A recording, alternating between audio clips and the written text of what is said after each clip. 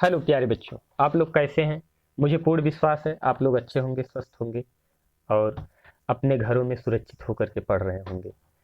तो हम लोग पेडागोजी का फर्स्ट पार्ट किए थे कि कैसे पेडागोजी का प्रश्न बनता है आमुख से। लेकिन अब हम लोग यहाँ से देखते हैं क्यों पढ़े हम इतिहास, यहाँ से कैसे पेडागोजी का प्रश्न बनता है, कैसे सीबीएसई अर्थात सीटेट यहाँ से पेडागोजी के प्रश्नों को पूछता है।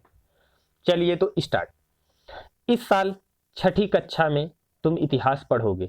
कुछ और विषयों के साथ इतिहास समाज विज्ञान का हिस्सा माना जाता है।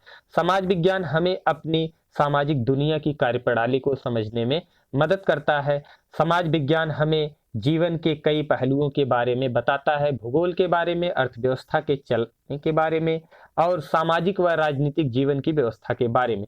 तो देखिए, हम कुछ और विषयों के साथ इतिहास समाज विज्ञान का हिस्सा है, यानी इतिहास। अब देखिए यहाँ पे पेडागोजी का प्रश्न कैसे बनता है, यानी सोशल स्टडीज में आपके कितने सब्जेक्ट शामिल किए जा रहे हैं। तो आपका एक इतिहास हो गया, इसके बाद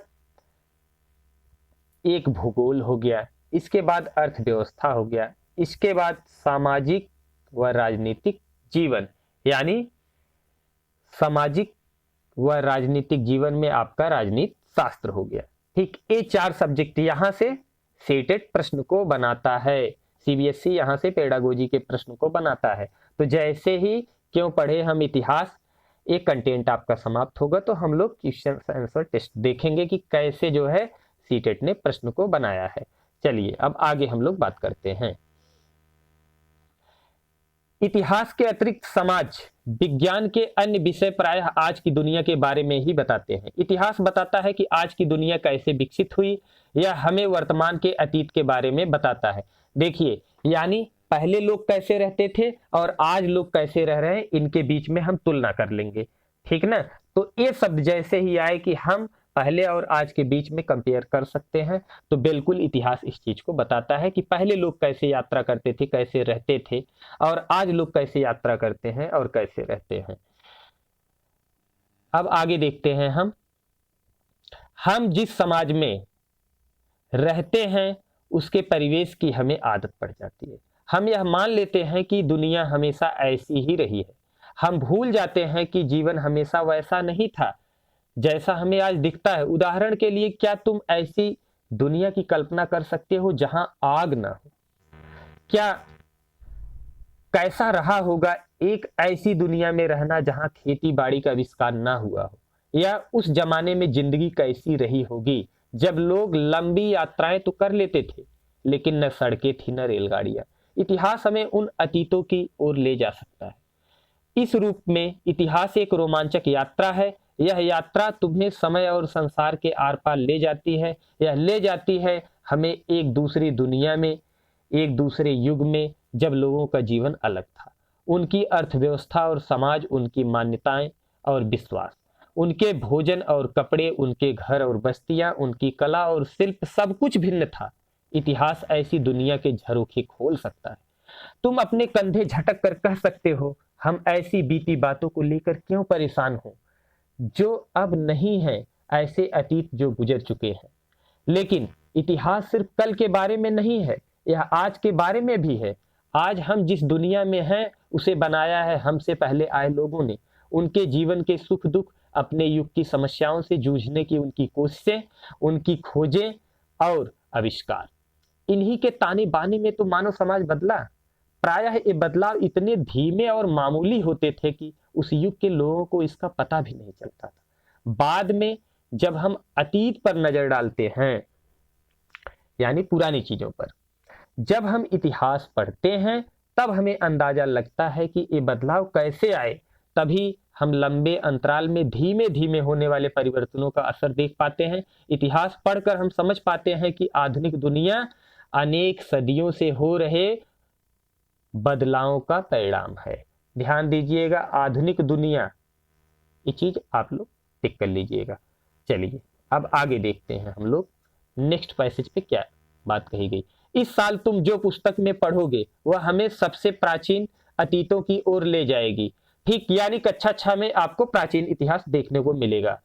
इसके बाद अगले 2 वर्षों में तुम्हारी यह यात्रा बाद के कालखंडों से गुजरेगी। बाद के कालखंडों का मतलब है कि मध्यकालीन और आधुनिक, यानी कक्षा 6 में हम प्राचीन इतिहास पढ़ेंगे, कक्षा 7 में हम मध्यकालीन इतिहास पढ़ेंगे और कक्षा 8 के इतिहास में हम लोग पढ़ेंगे आधुनिक इतिहास को। तुम पढ़ोगे शिकारियों और कृषकों के बारे में, शिल्पकारों और व्यापारियों के बारे में।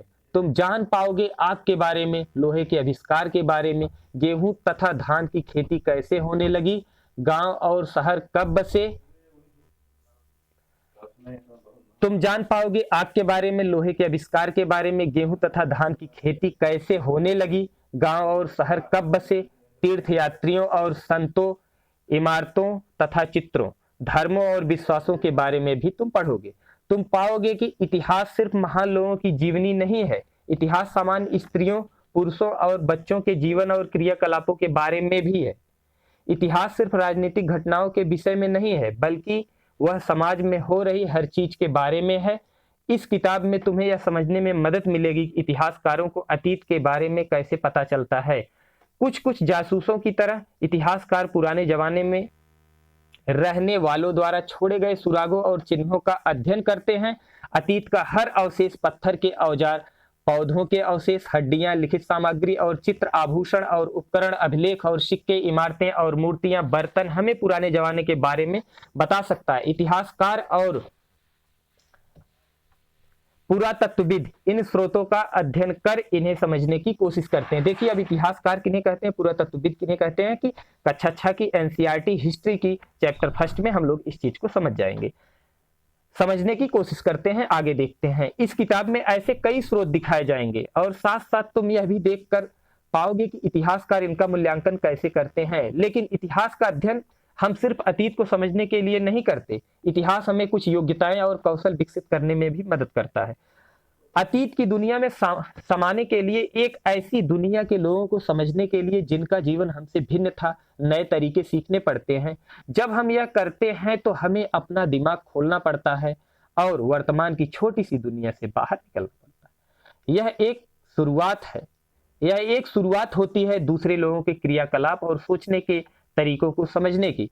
हमारे लिए यह एक शिक्षाप्रद और संवर्धक अनुभव हो सकता है। इसलिए अपने कंधे झटकने के पहले तुम स्वयं से एक सवाल पूछो, क्या मैं यह जानना चाहता हूं कि मैं कौन हूं? क्या मैं यह समझना चाहता हूं कि समाज कैसे चलता है? मैं जिस दुनिया में हूं, क्या उसे मैं जानना चाहता हूं? अगर तुम चाहते हो तो तुम्हें जरूरत होगी यह जानने की कि हमारा समाज कैसे विकसित हुआ और कैसे हमारे अतीतों ने हमारे वर्तमान को रूप प्रदान किया। तो प्यारे बच्चों, ये आपका हो गया है। अब देखते हैं हम लोग पेडागोजी का प्रश्न कैसे यहां से पूछा गया है। हाँ तो प्यारे बच्चों, अब हम लोग प्रश्न देखते हैं। 2018 दिसंबर का प्रश्न है, उच्च प्राथमिक स्तर पर सामाजिक विज्ञान में शामिल है। तो मैंने कहा था उच्च प्राथमिक स्तर पर सामाजिक विज्ञान में आपका शामिल किया गया है इतिहास, भूगोल, राजनीति विज्ञान, अर्थशास्त्र। तो देखिए, पहला ऑप्शन आपका दिया है इतिहास, भूगोल, राजनीति विज्ञान, मनोविज्ञान। तो मनोविज्ञान देने के कारण पहला ऑप्शन गलत हो गया। इतिहास, भूगोल, अर्थशास्त्र, समाजशास्त्र, तो इसमें समाजशास्त्र देने के कारण ऑप्शन बी भी आपका गलत हो गया। इसके बाद दिया इतिहास, भूगोल, राजनीति विज्ञान, अर्थशास्त्र। तो आपका ये ऑप्शन सही है, सी वाला करेक्ट है। इतिहास, भूगोल, राजनीति विज्ञान, समाजशास्त्र ऑप्शन डी में दिया है, तो ऑप्शन डी आपका गलत है। तो आपका ऑप्शन सी करेक्ट हो गया। चलिए नेक्स्ट प्रश्न हम लोग देखते हैं। उच्च प्राथमिक स्तर पर निम्नलिखित में से किस विषय को सामाजिक विज्ञान में सम्मिलित नहीं किया गया है? तो किस विषय को सम्मिलित नहीं किया गया है? 4 विषय को सम्मिलित किया गया है।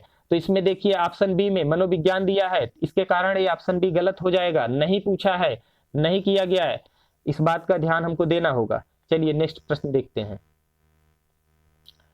किसी ऐतिहासिक वर्णन का चुनाव करते समय निम्नलिखित में से किस उद्देश्य पर विचार किया जाना चाहिए?